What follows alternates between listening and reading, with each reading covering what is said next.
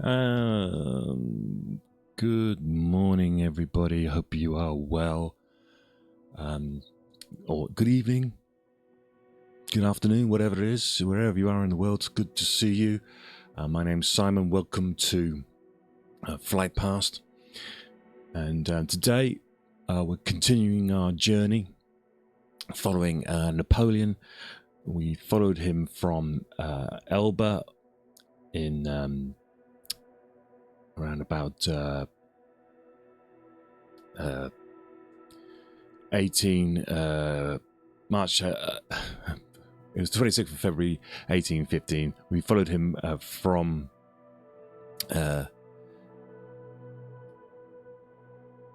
Elba all the way up to Paris, and we're now on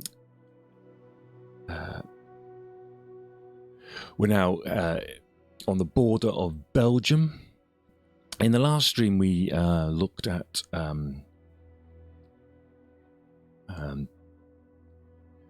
this is the map we've been using. So we started off down here in number 1 in Elba, the island of Elba. We carried on up to Paris, and Napoleon was trying to send out letters and things to the sovereigns of Europe to say he was going to be peaceful. They didn't believe a word of it. And so there was a sort of an arms race going on to try to get as much troops as possible. And Napoleon received his letter back from the Prince Regent unopened on the, I think it was the 6th of April, 1815. And so he knew he had to immediately raise an army. He now didn't have to cover up the fact that he was raising an army, and he managed to get his army north to a place in this sort of area around Mauberge, and we left it yesterday where we got to look around the Mauberge area and Charleroi. We've still got a lot of details to fill in with the build-up. So what I thought today, I've got the plan route here, is we're going to start off down at Mauberge. And I picked Mauberge because that was the place where Wellington had been told there was rumours that Napoleon had been spotted. I think it was just this sort of region. But we're going to take off from Mauberge. We're going to go down to a place called Avesnes. I think hopefully that's how you pronounce it. And this was where Napoleon meets Ney. And we'll discuss why he's chosen Ney to command a part of his army. And then what we'll do is we'll head up to Charleroi, which I believe is here. We'll go via Beaumont and Walcourt. We're going to see the sort of some of the terrain that they used to enter. And then we'll have a look at the battle fly over Ligny, which is in this area here. We'll go to Courtrai, we'll fly up to Waterloo, and then across to via Ghent to Ostend. So today is going to be just a quick reconnaissance, basically, of the battlefield area, the campaign area.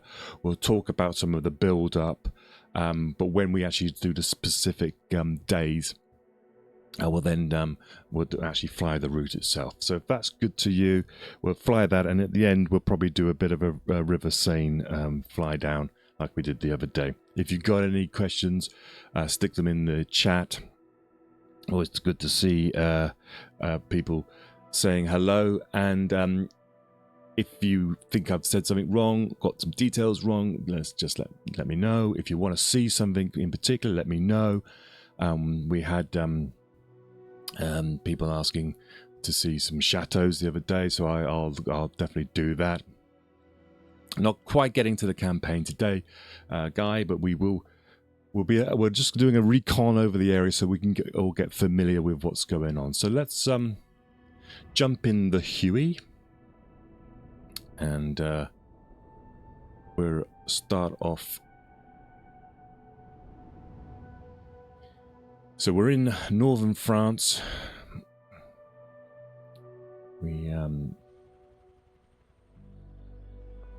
And we're the date-wise, we're probably somewhere around the 14th, I think, 14th, 15th of June 1815.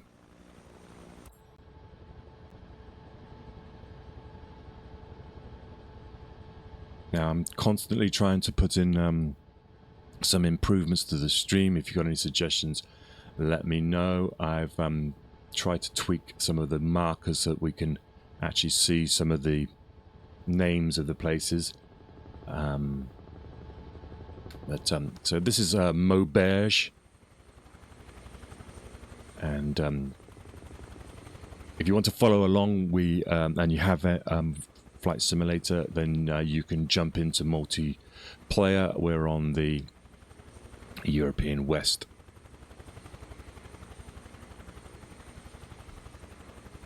And for those new to the stream, I tend to try to keep little bits to about 20 minutes, and then I'll have a little break. This allows me to then cut it up later and put it onto YouTube. So hello to all the YouTube people who have started to follow over there. I'm glad. Hope you're liking what you hear. But please do feel free to join in and make it a bit of a discussion. So we've got the route planned here, so every now and then I'll pop it up so I can see where we are.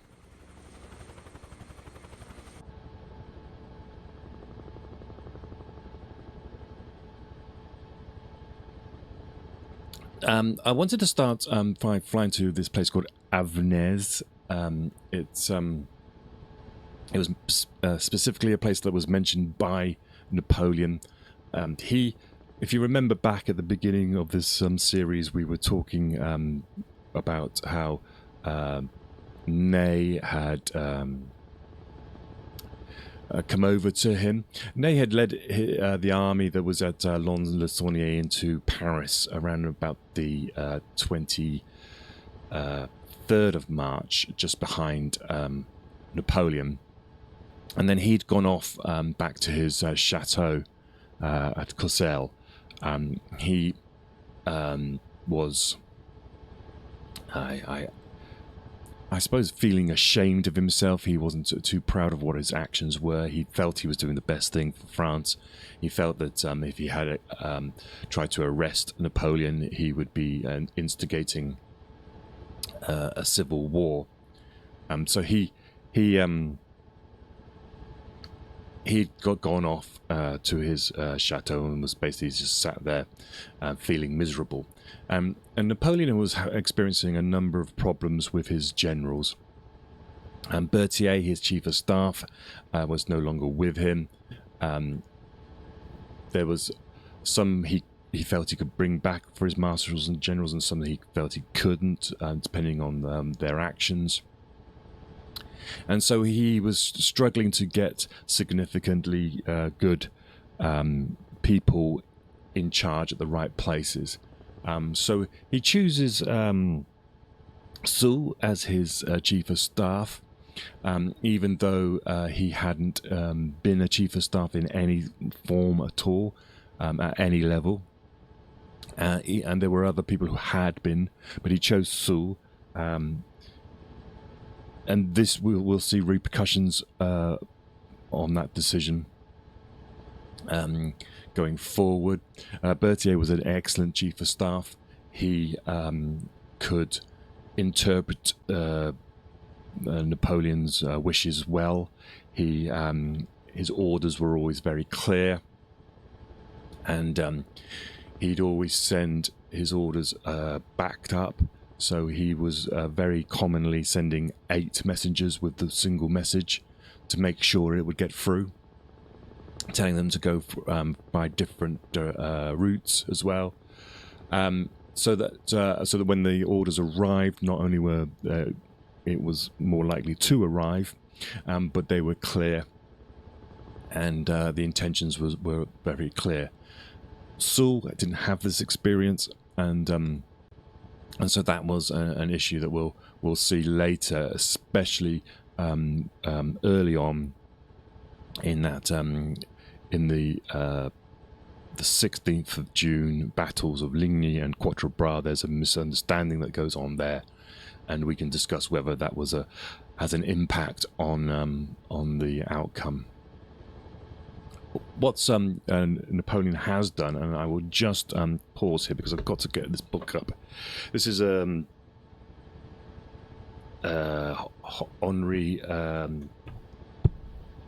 Houssaye's book. I've shown this before. It's and this is a French historian who probably wrote this about 50 years after the Battle of Waterloo, maybe a little bit later. But in it, he talks about the Napoleon's mindset when it comes to Ney, and so we know that Napoleon had remained in Paris for a long time, trying to be visible, and he leaves. But on his way out, he had, and this is what Henri Houssaye says, he says, asks himself whether he has the right to doom the hero that is Ney. Ney was a hero of many battles that of Napoleon's. So there was no doubt of his heroism. And he says, he's believed to have said, could he afford to deprive France and himself of such a soldier in the hour of peril? So he realizes, I think, at this point, Napoleon, that what Ney has done has been a sacrifice on Ney's behalf, and maybe that him sitting in his chateau at Courcelles would basically be a waste, and it would be a disgrace for Ney. So he writes to the Minister of War, and he says, recall Marshal Ney, tell him that if he wants to take part in the first engagements, he must be at Avesnes on the 14th. I shall have my headquarters there. So this is why we are heading to Avesnes, because this is where Napoleon's headquarters is, and this is where he will meet Ney. And the issues that begin there are many factors, but one of them is that Ney arrives here very, very late. He's given basic command of half of the army, or a core of the army, and he's sort of trying to get his head around what he's got to do. So that's an issue. And this is the town here, right ahead of us. And if I bring up the map, because it's probably clearer, you'll see we are now on the Belgian border, and this is the town here which we are approaching now. And what we will do is we'll head from Avesnes to Beaumont and then into this area towards Charleroi, and we'll have a look how Napoleon enters the Belgian country itself.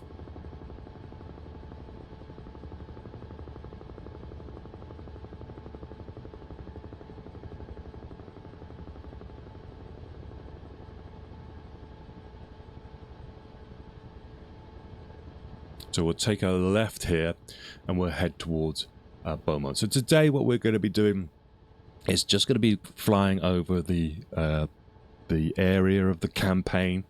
So if you imagine that this is the 14th of June, and we'll now follow the route that the French army takes into Belgium. And we'll try to... We will be following, we will be flying around in more detail later as we get to the actual battles and things. But But I just wanted today just to get everybody used to the countryside, the lay of the land. And this is the thing what we do here on Flight Pass, and this is why I find this flight simulator so useful, is that especially if we can get down, we can see the kind of countryside that the French army had to take. These are the roads and the backways and the forests and the rivers and the valleys, and you can see the sort of, especially in this southern Belgium area, this sort of very subtle kind of rolling hills. And you were talking about an army around about 120,000 strong. They'll be using different roads. They're split sort of left flank, right flank, middle, approaching Charleroi.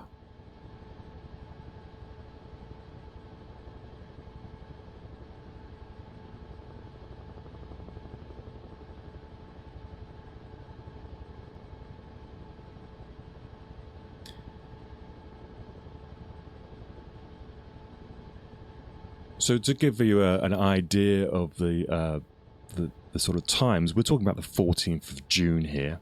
So at the same time, on the 12th of April, and this is when, on the 12th of April beforehand, this is when Wellington's trying to get troops to Belgium as quickly as possible. And if you remember, if you know anything about Waterloo, there's one of the wonderful things about this period is that the younger, less ranked troops starts to do their accounts, and we have the account of Captain Mercer, Cavalli Mercer. He is the second. He's in charge of G Troop of the Royal Artillery, and he arrives on the 12th of April, 1815. He embarks from Harwich on the 14th of April, 1815, and then he arrives at Ostend on the 13th of April. So we'll head over to Ostend at the end of the stream.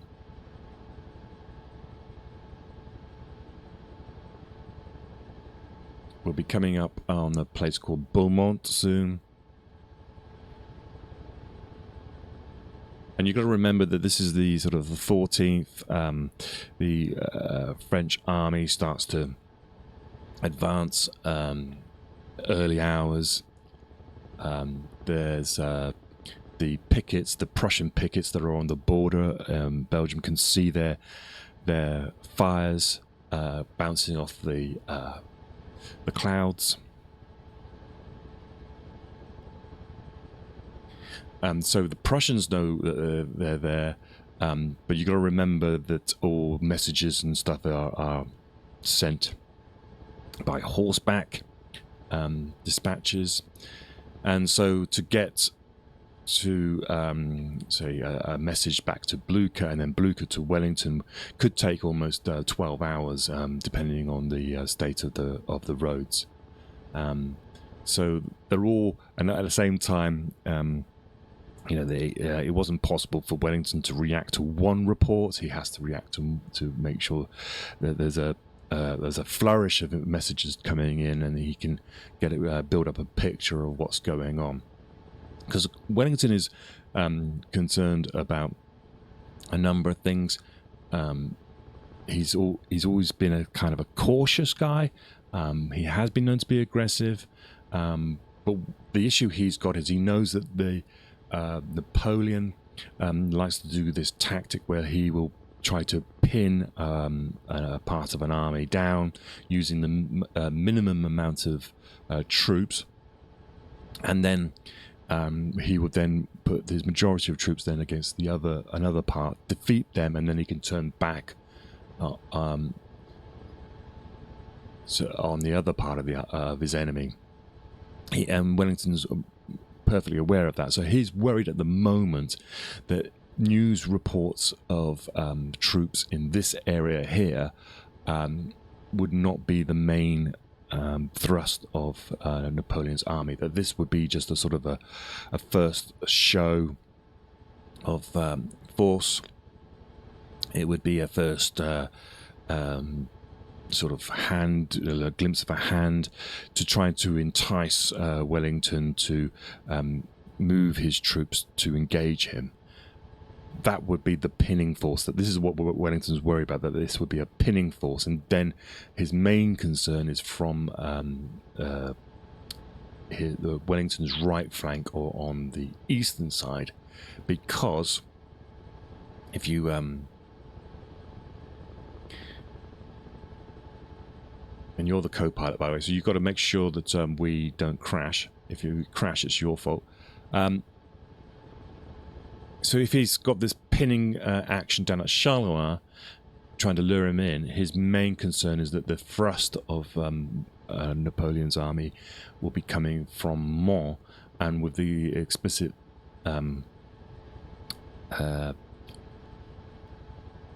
mission is to cut Wellington's supply lines. And the main supply lines that he has is that road you can see there, which we'll follow later, between Brussels, Ghent and Ostend, and also the one to the north to Antwerp. So if that's the case and he's worried about it being a pinning motion, then he doesn't want to move his troops away from Brussels too quickly, just in case, and the Prussians could probably handle any pinning.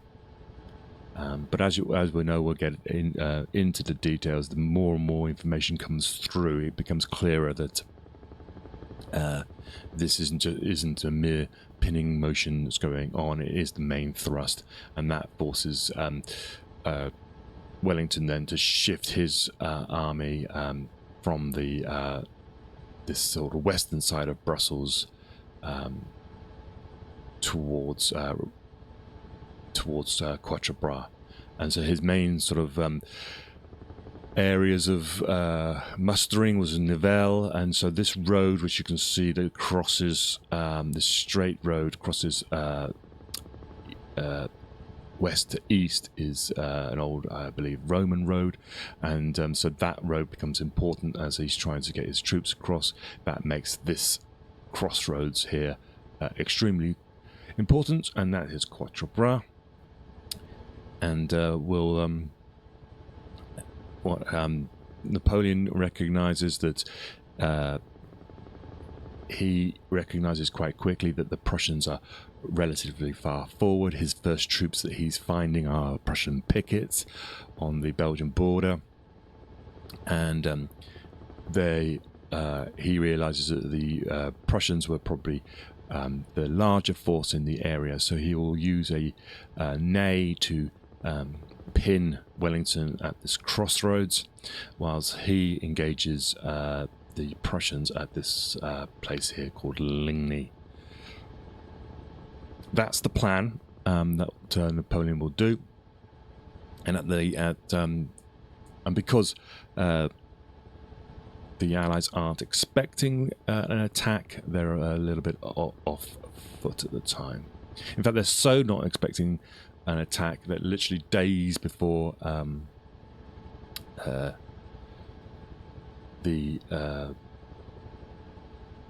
Napoleon crosses the border, Blücher has sent a letter to his wife to say that he doesn't think Napoleon will be attacking at all, and they would just be waiting to build up forces to go into France.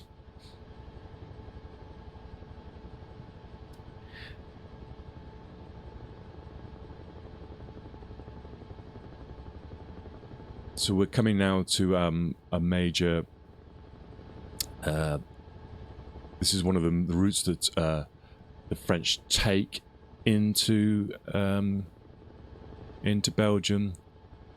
They're actually in like 3 columns, and they will use this valley, which we're coming to soon, to enter towards Charleroi. And Walcourt here is, I believe, is the sort of the furthest right flank of the French army, and they will pivot and head north from here. We'll get into the details of this later, but as you can see, you can sort of see this sort of terrain. Notice how the very rolling hills, but they do have reasonably steep valleys and with rivers, which makes maneuvering artillery across these things difficult. So bridges were important, and that would be one of the key issues when we get to the actions of the Prussians after the Battle of Ligny, when they're trying to move across from Wavre to Waterloo. They are experiencing these sort of steep gullies, trying to get their artillery across. The bridges around here weren't blown by Wellington, and this is a good sign that he didn't feel the need to do that. He was more likely that he would be needing them himself to attack France rather than to defend against Napoleon. Yes, the bridges were blocked, but they weren't destroyed. And we'll see when we get to Charleroi that the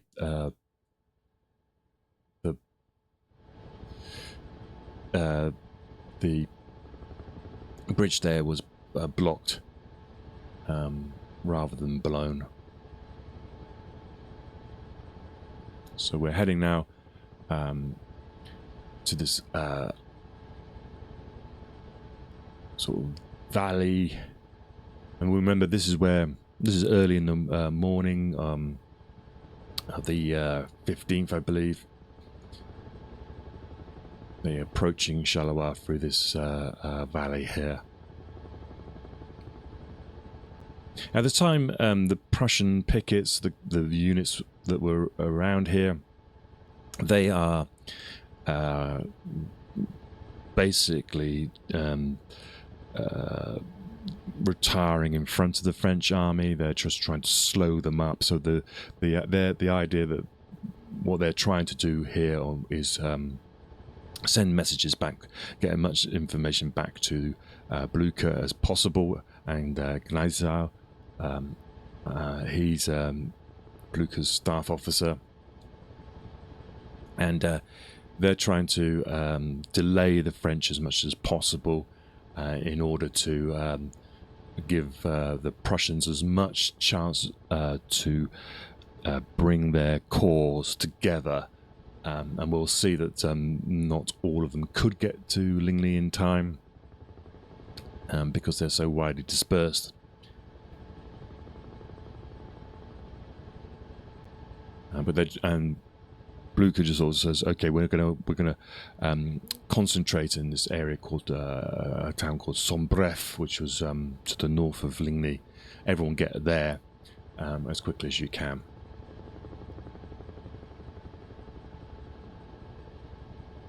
So the whole point of Napoleon's attack is its surprise. It's on the pivot point between the two armies. It's on the line between, and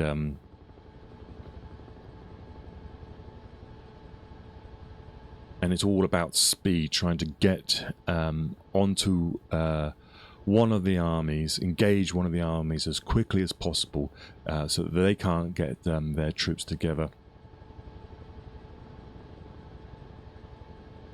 We are approaching Charleroi.